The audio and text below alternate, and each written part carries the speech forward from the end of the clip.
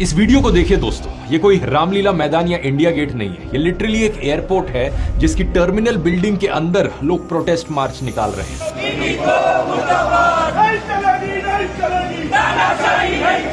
पिछले 3 दिनों से इंडिया के लगभग हर मेजर एयरपोर्ट पर अफरा तफरी मची हुई है। लोग चिल्ला रहे हैं, चीख रहे हैं।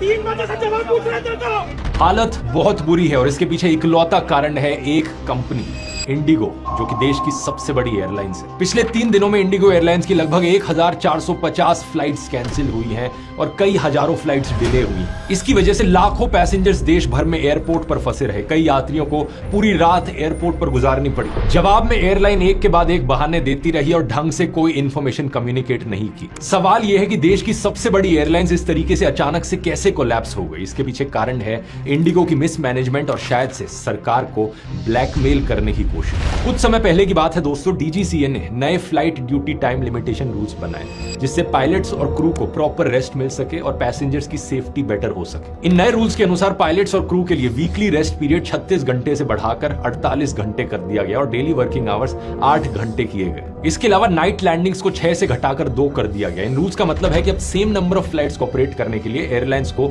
ज्यादा पायलट्स और क्रू मेंबर्स हायर करने पड़ेंगे। इन रूल्स को ओरिजिनली मार्च 2024 में इंप्लीमेंट किया जाना था, लेकिन तब इंडिगो और बाकी एयरलाइंस ने कहा नहीं, ये तो बहुत जल्दी है, प्लीज इसे डिले करो क्योंकि हमें थोड़ा समय चाहिए नए पायलट्स और क्रू मेंबर्स को हायर करने के लिए। लेकिन 18 महीने का टाइम दिए जाने के बाद भी इंडिगो ने ढंग से हायरिंग नहीं करी। एयरलाइंस पायलट एसोसिएशन के प्रेसिडेंट सैम थॉमस का कहना है कि जब भी रूल्स एयरलाइंस के फेवर में नहीं होते तो एयरलाइंस फ्लाइट डिले कर देती हैं या कैंसिल कर देती हैं ताकि सरकार पर रूल्स चेंज करने का प्रेशर बनाया जा सके। इसलिए कहा जा रहा है कि इस तरीके से फ्लाइट्स को कैंसिल करना यह कोई प्लानिंग फेलियर नहीं था, बल्कि एक कैलकुलेटेड स्ट्रैटेजी थी। जानबूझकर अफरा तफरी मचा दो एयरपोर्ट पर ताकि डीजीसीए मजबूर हो जाए इन रूल्स को वापस लेने पर। और एग्जैक्टली ऐसा ही हुआ दोस्तों। डीजीसीए ने 5 दिसंबर को अपने रूल का एक बड़ा इंपॉर्टेंट पॉइंट अब विड्रॉ कर लिया है। लीव्स को वीकली रेस्ट में काउंट करना अलाउ कर दिया है जो पहले नहीं होता था। इसके अलावा डीजीसीए ने 10 फरवरी तक इंडिगो को एक वन टाइम एग्जेम्पशन दे दी है पायलट के नाइट ड्यूटी रूल्स से। इस पूरे मुद्दे के पीछे दोस्तों एक रूट कॉज है एविएशन सेक्टर का इंडिया में